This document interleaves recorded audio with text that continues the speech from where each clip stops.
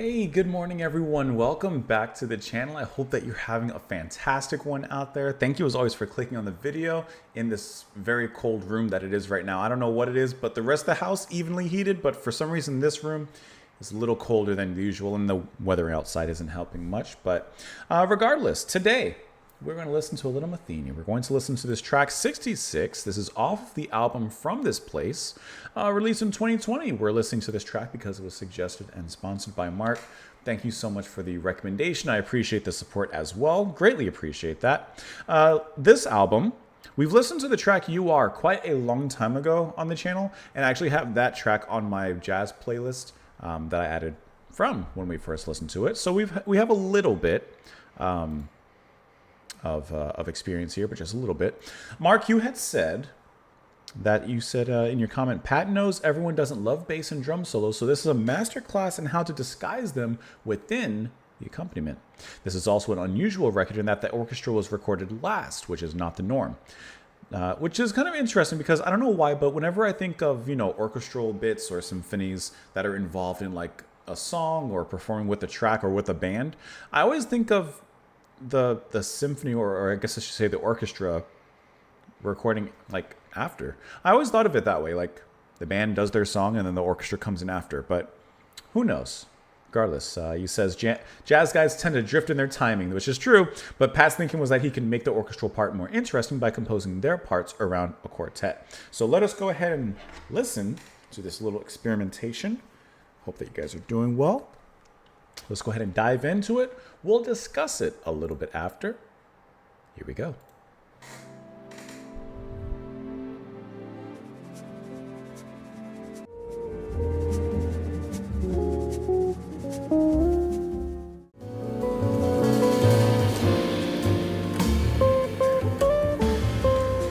This is the part where I would love to clap.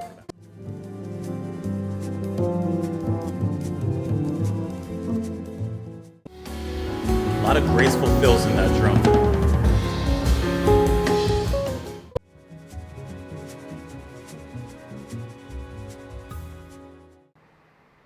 And it just drops you off right there at the very end, huh? Okay.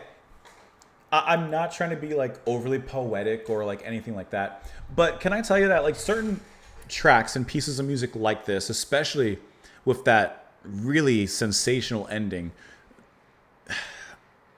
make me feel some sort of like light in my heart or in my soul. Like, I'm not trying to be hippie it up or whatever, but sure, let's do that. Like, it just makes me feel like this light in my heart, like just a great feeling of like overjoyed and happiness and just pleasure. Like it just makes me feel good is the best way to describe that. It just makes me feel great.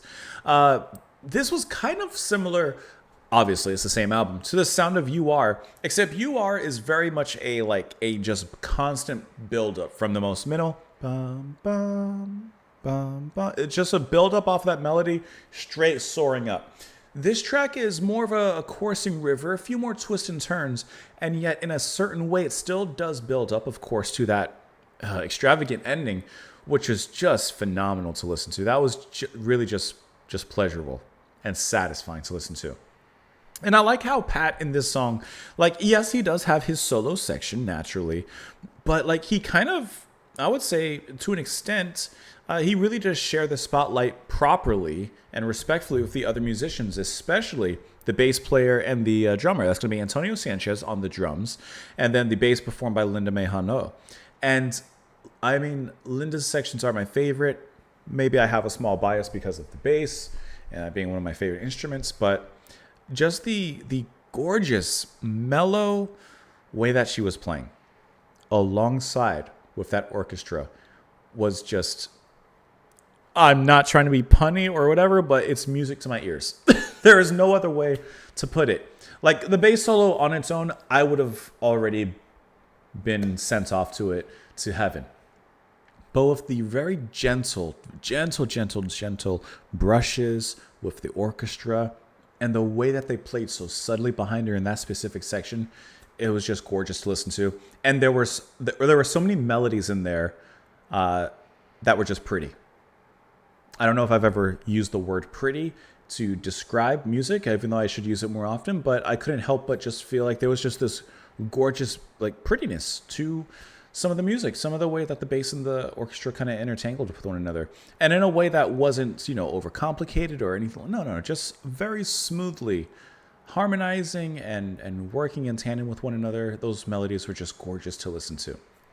Then Pat comes in. Of course, he's going to do Metheny things, and it sounds absolutely gorgeous. I cannot help but just be so much attracted to the bass playing and the drums on here, though.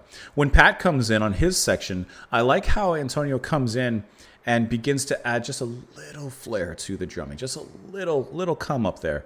And then he kind of continues in that form. And from that part, it's almost like Pat acts as if his solo is a launching pad for Antonio's drum performance, which comes in the back half, which, I mean, once again, it just sends this track to the moon. And it is a gorgeous listen. And kind of once again, like, yeah, the drums are basically soloing there at the end, really going off with a lot of power, but also a lot of grace. That is natural when it comes to jazz drumming and performances, you know, those subtleties, but also the power behind it. And here is no different from what he's doing, you know, starting, like I said, in those more subtle cases in the beginning with Pat solo, when his solo comes in. And then he definitely leans more towards the power there at the end, but never losing any of that that grace that he brings to it, the elegance that he plays around with the drum set, never losing that within the power that he brings in that performance. And I like how Pat at that particular moment, when he's playing the guitar, he's just kind of playing these escalating simple notes. Dun, dun, dun, dun, dun, dun, dun, dun, dun, dun, dun. Not like that, but you know, he's just kind of raising the pitch and going down the fretboard. So he's adding that escalation into the music and into the melody, while Antonio just bangs away on the drums, and he can absolutely do that all day. That was a really, really wonderful performance. I didn't even really talk about Simcock on piano. Great, sounds great. I'm just so focused on the drum and the bass, and they were absolutely pleasurable to listen to. And can I say that the as a final note, the music here is very smooth, right? Very well polished, very well produced. But I feel like it has a lot of heart. I think that's something that's also maybe catching me. Is it doesn't feel, it's not cold in any sort of capacity. It doesn't sound anything like that. Not even thought of that. But it sounds very heartfelt. And I think sometimes with instrumental music, it can be hard to grab the listener's hearts, like I kind of mentioned in the beginning. But I feel like this is a great case of emotional grasp, technical flair, and just an all-around solid production. This was a fantastic listen. Let me know what you guys thought of it, of course, in the comments down below. I hope that you got something out of it. Hope that you enjoyed something from it. Mark, thank you so much for the recommendation and for the support as well. Really appreciate that. Please have a wonderful rest of your afternoon, and I will see you all later. Bye, guys.